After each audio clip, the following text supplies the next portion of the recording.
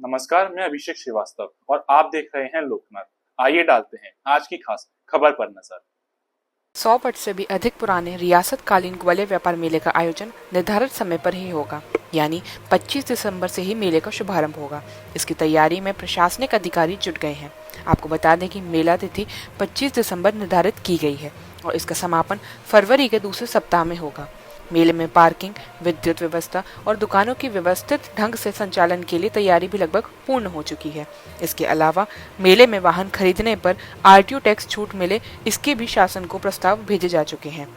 आज मेले के आयोजन को लेकर संभाग आयुक्त की अध्यक्षता में ग्वालियर विकास प्राधिकरण की दफ्तर में बैठक आयोजित की गई। इसमें मेले के आयोजन को लेकर विभिन्न पहलुओं पर चर्चा की गई है। इस बैठक में कलेक्टर, आईजी, एसपी सहित तमाम अधिकारी मौजूद रहे। ग्वालियर व्यापार मेला मध्य प्रदेश का प्रतिष्ठित मेला है। इस मेले को देखने मध्य प्रदेश के विभिन्न शहरों के अलावा अन्य प्रदेशों के लोगों के लिए भी आकर्षण का केंद्र होता है। प्रतिवर्ष मेले में हजारों करोड़ों रुपए का व्यापार भी होता है। मेले में कई मोटर व्हीकल कंपनियां अपने शोरूम का संचालन करती हैं। पिछली बार भी सरकार की ओर से वाहन खरीदी पर 50% आरटीओ टैक्स की छूट प्रदान की गई थी और इस बार भी उम्मीद है कि आरटीओ टैक्स छूट वाहन खरीदी पर सरकार द्वारा दी जाएगी। आज दिनांक को ग्वालियर व्यापार मेले के संबंध में आज यहाँ पर एक बैठक रखी गई थी। ये एक प्रारंभिक बैठक थी जो काफ़ी कुछ इनफॉर्मल टाइप की थी। हमारे जो अधिकारी थे उनसे चर्चा की गई है इस विषय पे और हम लोगों का ये प्रयास है। बैठक में हमारे सभी विभागों के जो संबंधित अधिकारी हैं वो यहाँ पर उपस्थित थे। सुरक्षा संबंधी चर्चा की गई है, मेले की बेहतरी के संबंध में चर्चा की गई है और अधिक रूप से अच्छी तरीके से किस तरीके से इस कार्य को किया जाता है उसके बारे में आज यहाँ पर चर्चा की गई है। आज जो चर्चा की गई है उसमें बहुत सारे विषयों के ऊपर बात की गई है। एक तो मूलभूत जो वहाँ पर तैयारियाँ होनी हैं उसके बारे में चर्चा की गई है। इसमें कई प्रकार की एजेंसीज़ हम लोग प्राइवेट सेक्टर से आमंत्रित करते हैं, चाहे वो सिक्योरिटी गार्ड की हम बात करें, चाहे हम साफ़ सफाई की बात करें, चाहे हम उसकी सीसीटीवी कैमरे की बात करें और इसके अतिरिक्त भी कई गतिविधियां वहां पर होती हैं जैसे सांस्कृतिक कार्यक्रम इत्यादि। इन सारे विषयों पे चर्चा हुई है। हम लोगों का ये प्रयास है कि जो हमारी जो निविदा की प्रक्रिया है वो हम अगले 15 तारीख तक इसको कंप्लीट कर सकें। तो इसका हम लोगों के द्वारा टेंडर इत्यादि की प्रोसेस कर लिया गया है।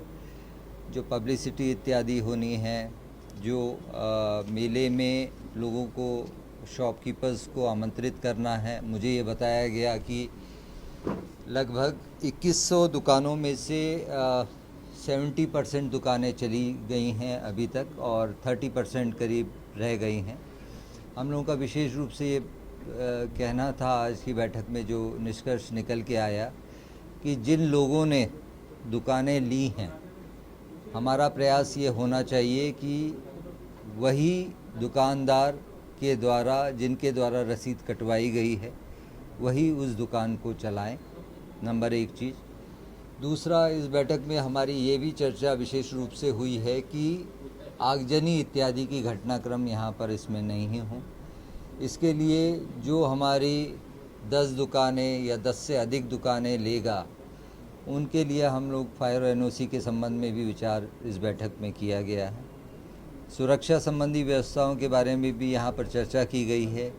एक पार्किंग बहुत बड़ा इशू है, उसके लिए भी टेंडर की प्रोसेस कर ली गई है। हम लोगों का अभी, जैसे मैंने आपको बताया कि एक ये प्रारंभिक बैठक थी और इस बैठक में हम लोगों ने एक रूपरेखा के बारे में विशेष रूप से बात करी है। आगामी 10 दिवस के भीतर हम लोगों की एक और विस्तृत बैठक होने जा रही है जिसमें हम लोग ये जो अभी निर्णय लिए गए हैं उसके बारे में विशेष रूप से और माइक्रो लेवल पे हमारी उसमें प्लानिंग रहेगी। अभी हम लोगों ने ये प्लान किया है कि आगामी 2-3 दिवस के भीतर हमारे जो जिम्मेदार अधिकारीगण हैं कुछ विभागों के, वो वहाँ पर जाके एक नक्शा उसका तैयार करेंगे। उसमें हम लोगों का कोशिश रहेगी कि अलग अलग सेक्टर्स हम उसमें बना सकें।